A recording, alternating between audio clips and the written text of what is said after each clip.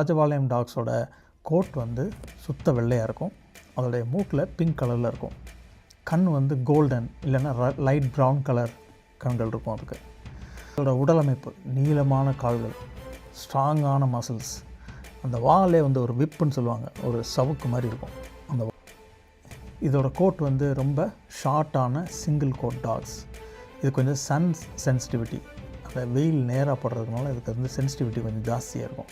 அதனால் நிழலான இடங்களை மட்டுமே இந்த டாக்ஸ் வந்து ப்ரிஃபர் பண்ணும்.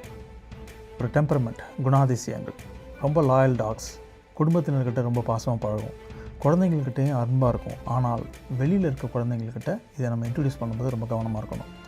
வெரி ரிசர்வ்டு வித் ஸ்ட்ரேஞ்சர்ஸ், வெளி ஆட்களை பார்க்கும்போது ரிசர்வ்டாக, அதாவது என்னென்னா அவங்கக்கிட்ட தள்ளி நின்று வேடிக்கை பார்க்குறது எல்லாமே செய்யும். ஆனால் அவங்கள வந்து இது அவ்வளோ ஈஸியாக பக்கத்தில் அணுக விடாது.